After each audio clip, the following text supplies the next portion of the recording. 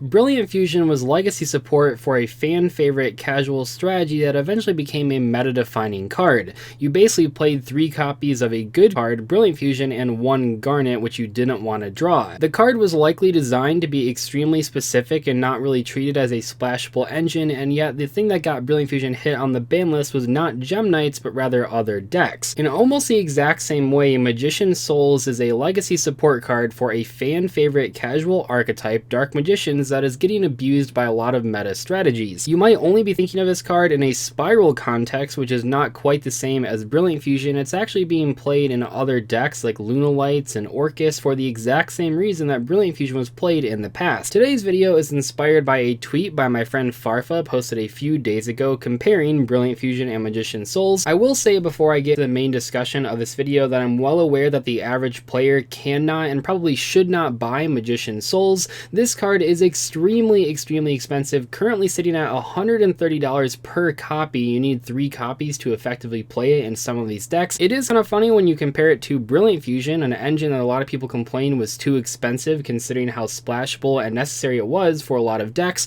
Brilliant Fusion was like, what, $15 a copy, maybe $20 at its peak. Garnet was like $7 to $10. Seraphinite was like $10 as well. Even if you can't afford this card though, which is perfectly reasonable, I still want to talk about it just because you should know why it's so powerful and also why it's so expensive. I do hope for the budget players out there, just for the average player out there, that this card does get reprinted eventually, but it's been really hard for these legendary duelist cards to get reprinted in the past. That has just not been happening with the more expensive cards from these sets, so I'm not super optimistic about that happening in the near future, but maybe eventually it will just because of how good the card is. If you are not the average player and you do want to purchase Magician Souls after watching this video, make sure you use my link to tcplayer.com in the description below. I would really appreciate that because a portion of the sales go right back into the channel. Magician Souls is an ultra rare from the recent Legendary Duelist Magical Hero, so just a few weeks old. It is a level 1 dark spellcaster monster with 0 attack and 0 defense. Clearly the effect must be good because the stats are nothing to write home about. This thing says you can send up to 2 spells / traps from your hand or field to the graveyard, draw that many cards. If this card is in your hand, you can send 1 level 6 or higher spellcaster monster from your deck to the graveyard, then activate one of these effects. You can either special summon this card for free or send this card to the graveyard, then you can special summon 1 Dark Magician or 1 Dark Magician Girl from your graveyard, and also both of these effects are hard once per turn, but you can use both of them in the same turn, just only one time. Now there is a lot to unpack with this card, and comparing it to a card like Brilliant Fusion is a pretty sort of high comparison because I love that card a lot and it was super competitive pretty much ever since it was released. So this card has a lot going on that we need to talk about to understand where it's being played. I'm going to discuss not only why this card is good generically, but also talk about some of the decks that are playing it, and then lastly focus on spirals, because in the spiral deck it's being played for a different reason than it is in these other strategies. In the other strategies it's more like a Brilliant Fusion, and spiral it's a little bit different. Anyway, the first thing you need to know is the cost of the 2 effects. The on-field effect, the drawing ability, it is a cost to send these spells and traps to the graveyard. Arguably the more important effect is the second one, to special summon either itself or a Dark Magician or Dark Magician Girl from the graveyard. The important thing about this in-hand effect is that the cost is milling that level 6 or higher spellcaster monster from your deck.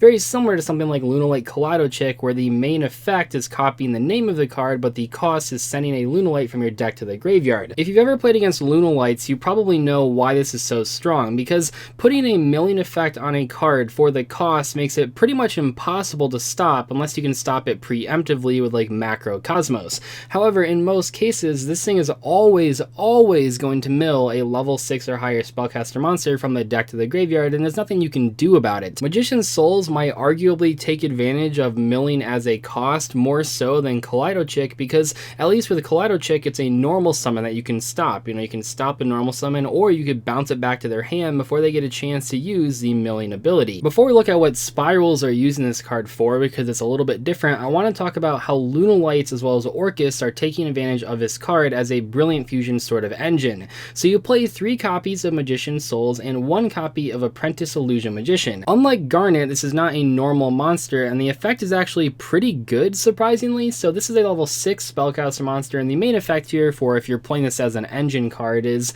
you can special summon this card from your hand by discarding 1 card. Yes, there's a whole bunch of other effects on there that maybe you want to use if if you're playing Dark Magicians, but if you're playing this card for this engine just as a one-of, that's all you need to know about.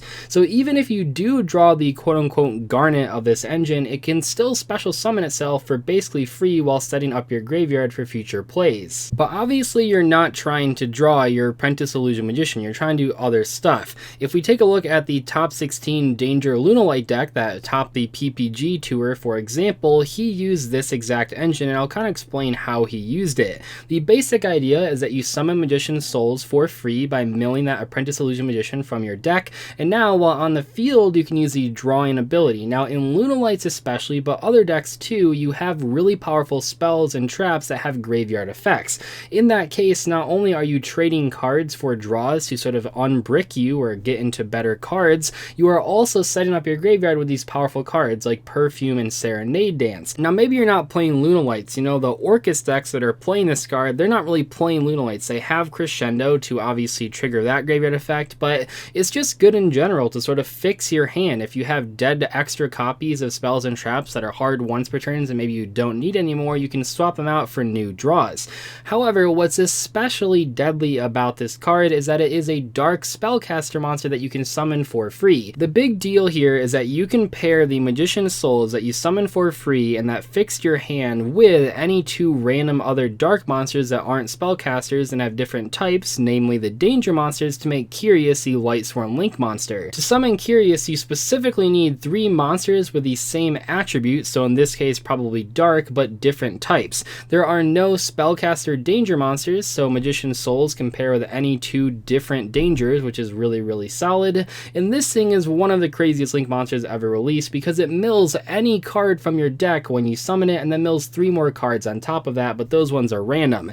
This thing is extremely powerful. It's been abused in a lot of decks in the past. It is super critical for a lot of combos that probably wouldn't work without it. It's very similar to Evolvo Chain, a card that is currently banned, and this card will probably be banned in the future if we're being completely honest. Magician's Souls gets you 1/3 of the way there while also fixing your hand, while also not using your normal summon, and that's one of the many reasons it's so powerful. But even in Orcus, which might not be playing danger monsters and might not have that many spells and traps with graveyard effects, this card is still really good just because it's a free monster that might fix your hand in some cases. After losing Harp, the Orcus deck is looking to be pretty rough in the coming weeks, but it is still playable, and Magician's Souls is one of the cards that really helps it out by putting a free body for Link summoning on the board. What I'm trying to say here by pointing out Orcus and the pure versions using this card is that you don't necessarily have to be using a bunch of spells and traps with graveyard effects. You don't necessarily have to be using danger monsters for this card to still be valuable. But what happens when we put it in a spiral context? Well, it gets even crazier because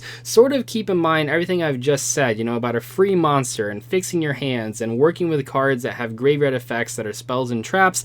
Put all of that in one deck that not only wants all those things happening, but also plays a spellcaster to send that you really want in the graveyard, so now you're not even playing a Garnet. And now you can see why this card is so powerful. So instead of playing Apprentice Illusion Magician, which you don't want to draw and you don't really care about its effect, you want to play Spiral Master Plan instead, which is a level 7 spellcaster monster which fits the requirements for Magician's Souls. Spiral Master Plan has 2 different abilities. The first one, the on-field effect, is a soft once per turn that lets you add a Spiral Mission card from your deck to the hand. The second effect is a hard once per turn, thank God, and it lets you, when it goes from the field to the graveyard, search a Spiral Resort and a Spiral Monster. Now this card is really good, and even if you don't know what Spiral Mission Rescue is, which is the main card you're searching, it probably already looks like a really good combo with Magician's Souls. But where this really gets taken to the next level is that these Spiral Mission cards, not all of them, but the main 2 you want to combo with, Assault and Rescue, just so happen to be spells and traps with really good graveyard effects. In the case of Assault, you can banish it to special summon a Spiral from your hand, and Rescue, you can banish it to special summon a Spiral from your grave. Keep in mind those effects are not hard once per turn, so if you have extra copies of them in your graveyard that you can search repeatedly with the Master Plan, it just keeps cycling through, and yes, if you happen to draw those cards with your Magician's Souls, you can send them to the graveyard to draw cards and set up your graveyard for their effects. So even though Magician's Souls is clearly beyond broken in a spiral deck, what I wanted to show you guys, and why I talked about spirals at the end, not the beginning, is that this card is not only good in a spiral deck, it's also just a really good splash punishable card for any deck that wants extra monsters on the field while also maybe fixing their hands. Spirals are likely eventually going to get taken out by the banless or power creep, but Magician's Souls seems like it's going to be around for quite a while. This thing is really scary powerful, and it might be a staple in other decks once Spiral are long forgotten about. Right now we are seeing the very beginnings of this card being very strong in decks besides Spiral, but also in Spiral, but I'm really afraid for what's going to happen in the future if this $130 ultra rare from a set that's pretty much sold out right now becomes like a staple pick for a lot of top strategies. If we get to a point like a year from now or 2 years from now where this card has not seen a reprint but is still being competitively played in a lot of top strategies, it might pass like the $150 mark. That is really scary, and we haven't seen that for quite a while. Obviously not Brilliant Fusion, but I think back to like Tour Guide, back when that was $200 a copy and it was basically a requirement, a staple for a lot of top decks. This card might reach that point. It's almost that point right now, which is really scary, and I'm not sure when it's going to be reprinted. Like I said, most of the other highly sought after ultra rares from Legendary Duelist sets, even the ones from like a while ago, have not been reprinted in the majority of cases.